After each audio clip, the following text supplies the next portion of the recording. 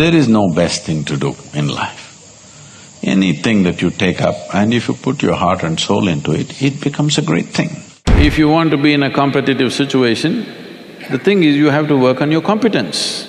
What worked for one person, we try to make it work for another person and destroy that person completely. Unfortunately, this is labeled as education.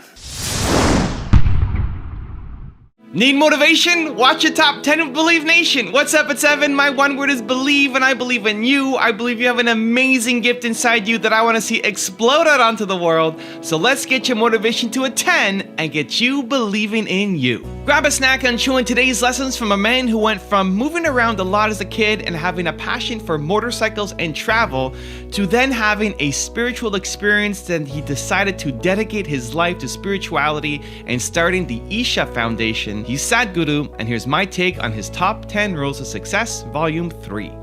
Enjoy.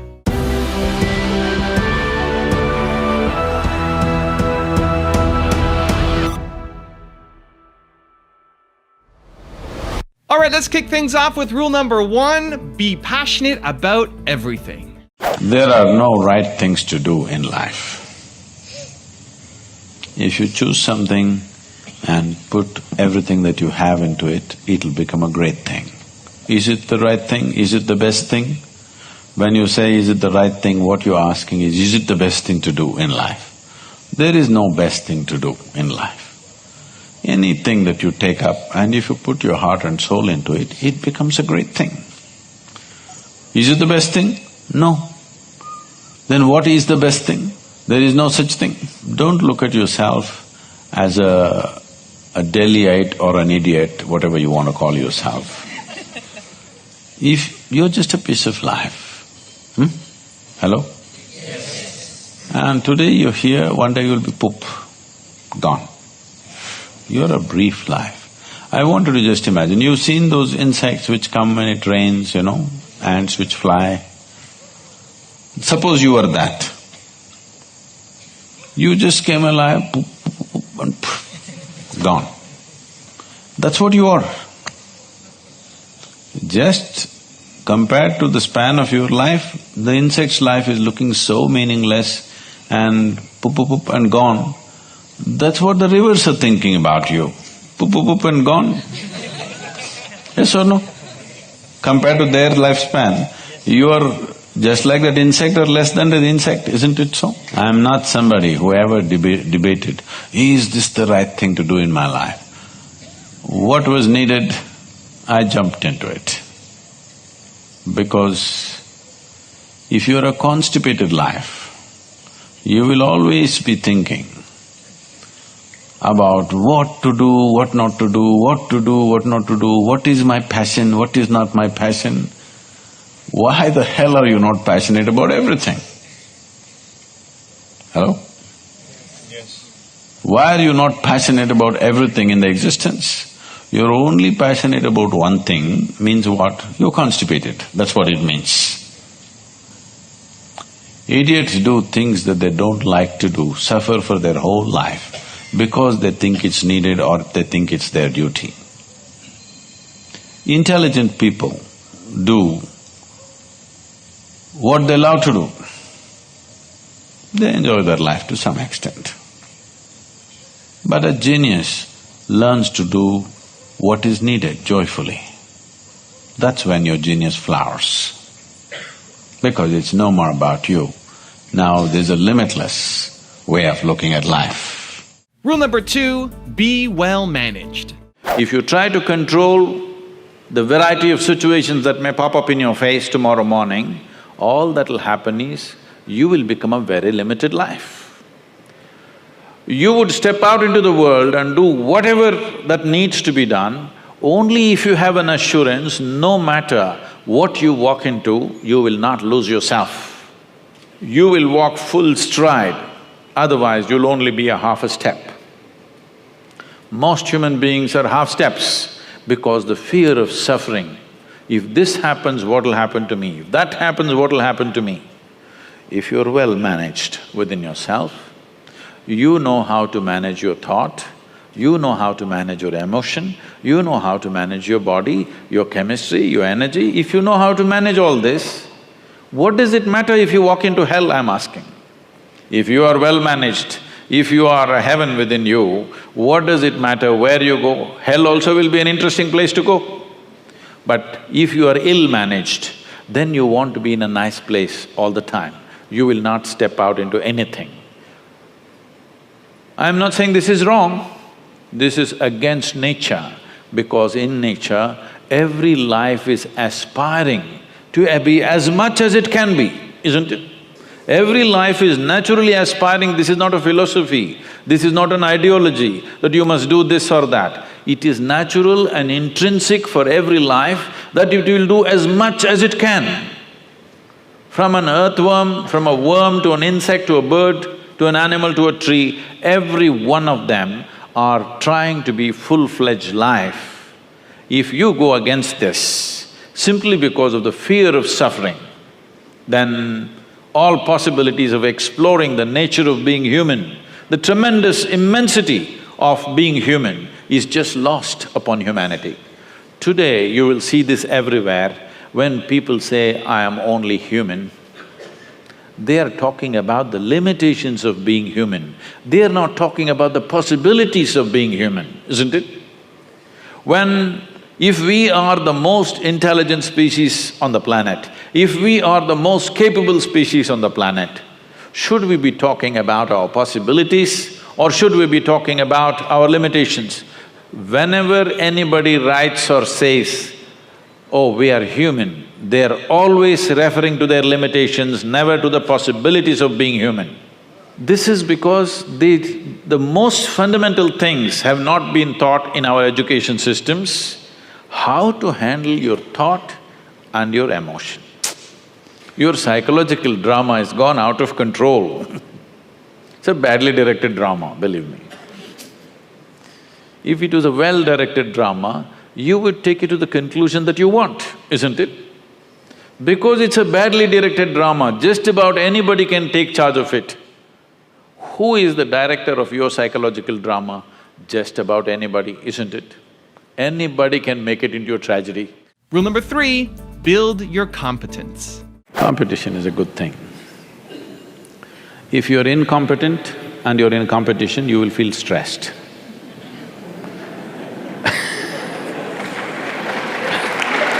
So, if you want to be in a competitive situation, the thing is you have to work on your competence. Right now the problem is, you're tweaking your desire, you're not tweaking your competence. This is what has to happen, that we must teach children to tweak their competence, not their desire. We are calling this ambition, we are calling this goal-orientedness. Ambition means what? You tweaked up your desire, you'll suffer invariably. If you tweak up your competence, you will see wherever you go, you're doing better than what people expect you to, so naturally things will go well for you.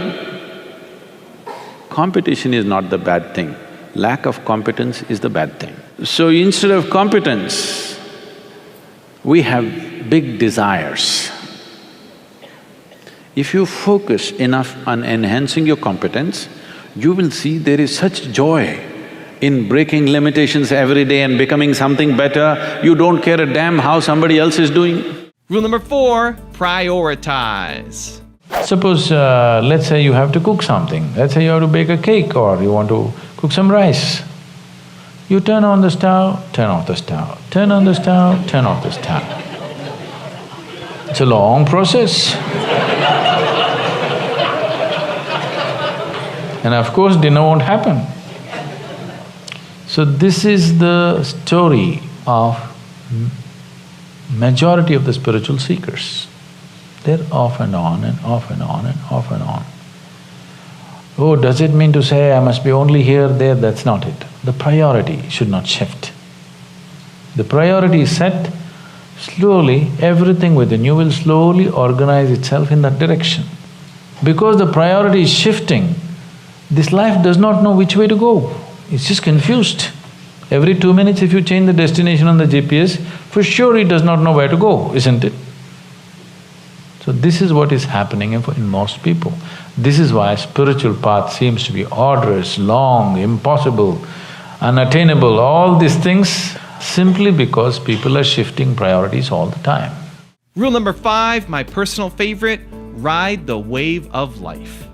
Is it true that every other creature on this planet, a worm, an insect, a bird, an animal, with a millionth of our brain, they're conducting their life process quite well? Hello? Yes. Are they? When I say life process, we are born, they are born, just like that. We grow up, they grow up. We make a living, they make a living. We may reproduce, they reproduce. We do all this with enormous fuss.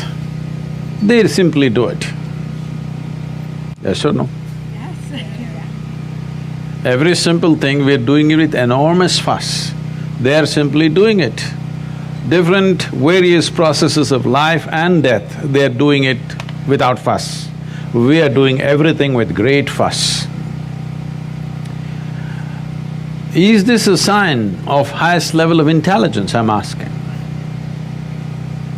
We are supposed to be the most intelligent, and there is no question that we have the most evolved neurological process on the planet, yes? We have the most evolved neurological system that we must be able to sense and feel and experience and perceive, understand and express things in the highest possible way. But no other creature on the planet is struggling like the human creature right now. This is simply because you have been given a supercomputer. Do you agree with me that this is the most sophisticated gadget on the planet? Yes. Not the iPhone, the I. But now the question is, have you read the user's manual? That's all. People have not read the user's manual for the most complex machine on the planet and somehow blundering through, somehow trying to use it. Everything is a problem. Tell me one thing that human beings are not suffering. If they're poor, they suffer their poverty. You make them rich, they suffer the taxes. If they're not educated, they suffer that. Put them to school, lot of suffering. Not married, they suffer that. Get them married.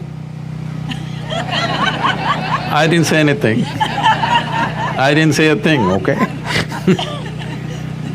No children, some people suffer that. Children, daily suffering. So you seem to be suffering every aspect of life. So if you offer death, will you go joyfully? No, you will suffer that. So tell me one thing that we are not suffering. Now people weave philosophies, life is suffering. No, life is not suffering, nor is it a joy. It's simply there, it's a phenomena. If you ride it, it feels fantastic. If you're crushed by it, it feels terrible. So are you riding the wave of life or are you being crushed by it? That's all the question is. Rule number 6, be interested in people. I must say this, just a couple of weeks ago, I was in conversation with someone who is considered some kind of an expert on internet affairs and social media and all this. So, he's been looking at our material in the YouTube and various other platforms, and I said, easily I can give you 50 times more than what is there. You know, just people work on all the thousands of hours of audio and video that's there in the archive, 50 times more. In a year's time we can multiply it by 50, that much material is there. He said, Sadhguru, already what is there here, you're throwing it all over the place, it's worth $1 billion. I said, see, what will I do with $1 billion? My interest is 7 billion people. I have no interest in $1 billion. What do I do with it? My interest is people. Rule number 7, strive for a better life. As a generation, if you create a huge amount of positives, negative will become small. If you create huge amount of negatives, they will become big and positive will become small. This is all life is. There has never been a point, any time, and there never will be, where everything is perfect. okay? There's no such thing. Because life is a possibility. Because it's a possibility, it cannot be perfect. It doesn't matter what we do, there's still something more to do, always. That is why it's an endless possibility. Striving does not mean I want to be a good man, I want to be a good man. See, being morally good is only good for the society, not good for the human being. Yes? If you're morally correct, it's good for people around you because you're contained, but it's not good for this life. So this life needs a little different kind of nurture. In that context, how many people in this world are going to strive? Before you and me fall dead, how many people will be set this seed that they will be striving to be a better life than the way they are right now? A little higher expression of life. This is all your focus should be. Rule number 8, don't pass on bad things. The Japanese people eat much less fat than the Americans and the British. Because of this, people believe they have much less incidence of cardiac arrest. Less people in Japan die of heart failures and heart attacks than they do in UK and in United States.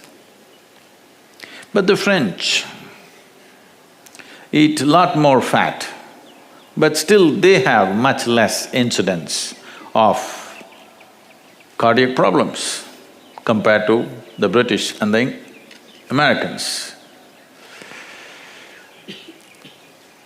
The Japanese people don't drink much wine, so they have much less cardiac problems. But the Italians drink only wine, and they also have much less cardiac problems than the English and the Americans. So the deduction is, it is the English language which is the problem.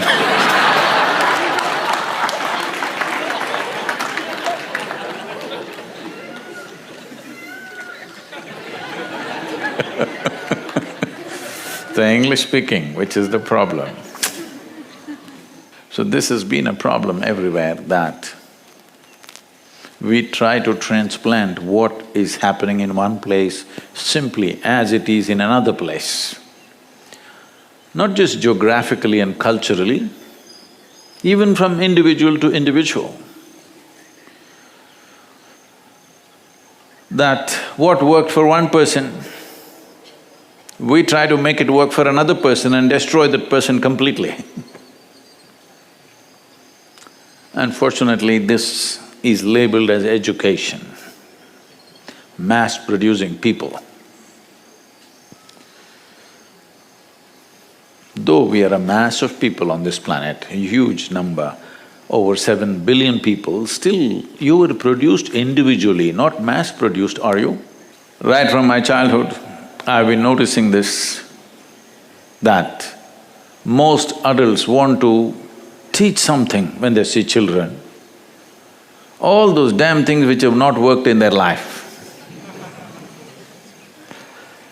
This is one vow you have to take with me, that is, from this moment onwards in your life, you will not pass on anything that has not worked for you to anybody else. Hello? Even if you cannot pass on the best things to other people, at least what has not worked for you, you don't give it to anybody. Will you do this? Yes. Does anger work for you? So don't give it to anybody. Does misery work for you? Does depression work for you? So if you are angry, if you're depressed, you're miserable, just shut up, okay? And sit in one place and handle it. Rule number 9, don't try to be intuitive. People start developing these things for everything. When their logic fails, they will think that, you want to do something, you don't know how to do it. You're not sure whether to do it or not do it. Then the simple solution they're taking is, okay, this finger is this finger is this, yes, no. Give it to the child, if he holds this, yes, if he holds this, no. This is not intuition. No, I will come to you, I'm going more basic. The answer is not just about you, I'm just using it. Now, this is just that your logic has become, incapable, it's collapsed, unable to come to your logical decision. So, you are succumbing to this simple way. If some child holds your hand like this or like this, yes or no. Anyway, when there are two options, 50% of the time you could be right. Yes? Being 50% of the time right is not good enough, isn't it? Yes? Isn't it so? I was, some time ago I was visiting a homeopathic doctor. There in his clinic they had put up an ad. Some homeopathic medicine which will work for all kinds of snake bites. You're living in Bombay, probably it's not an issue for you. Where I come from, snakes are everywhere on a daily basis.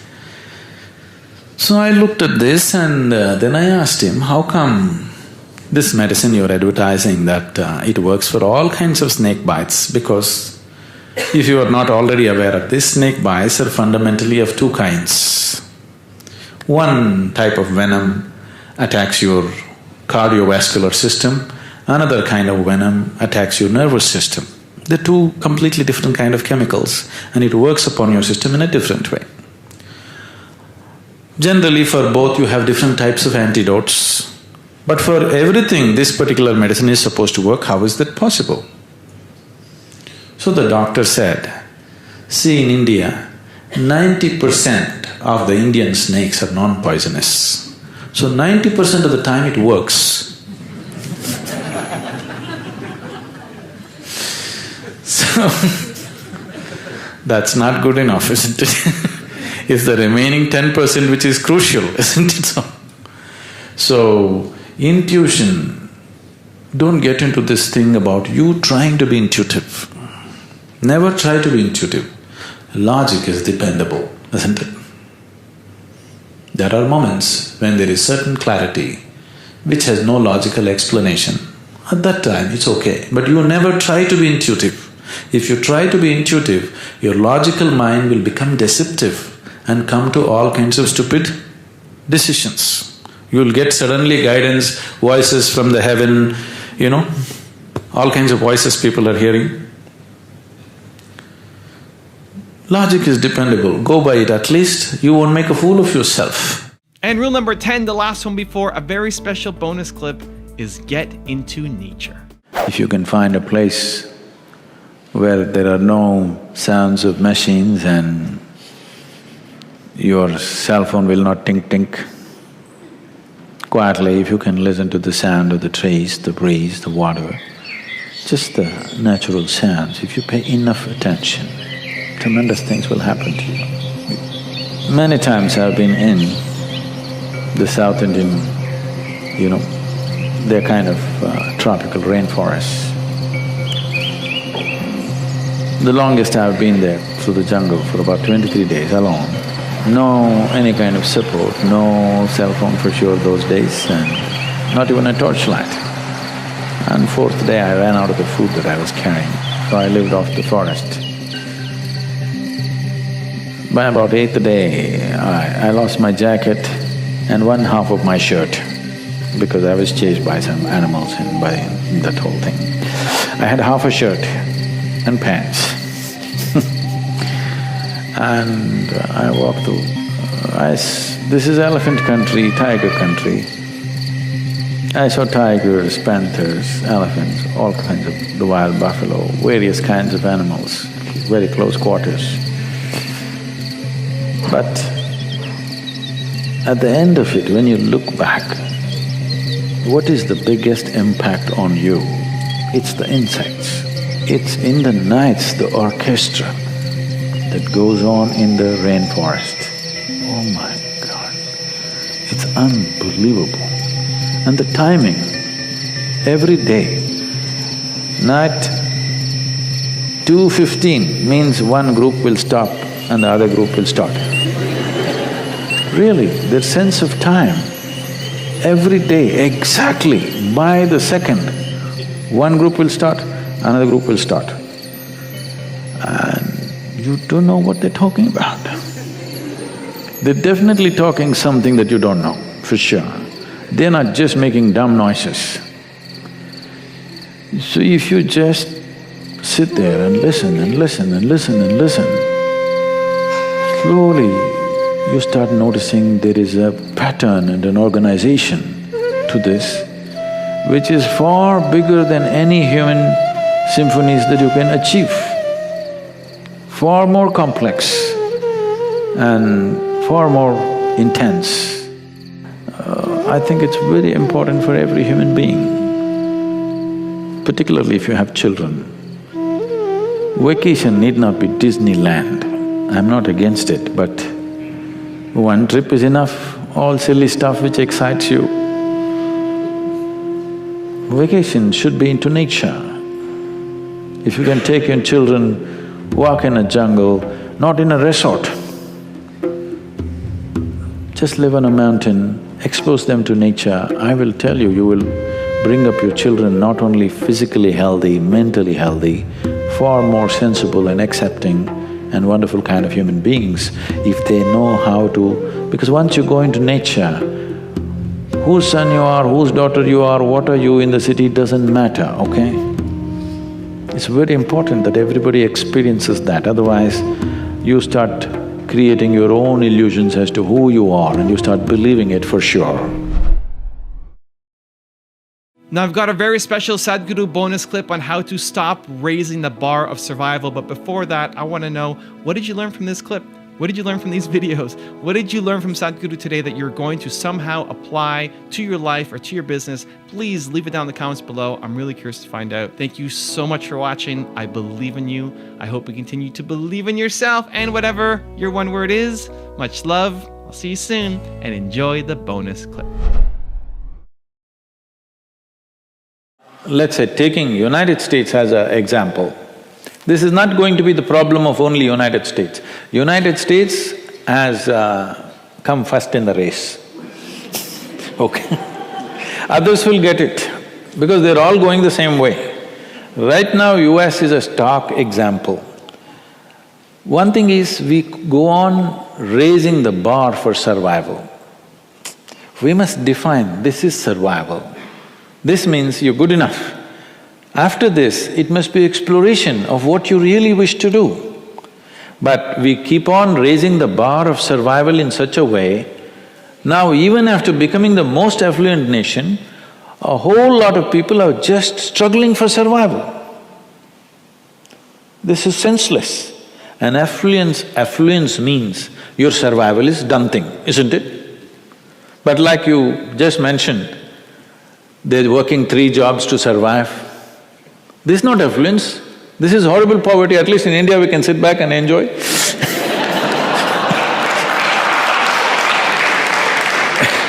See, the way we have structured the society right now is, people have a 35-year house mortgage.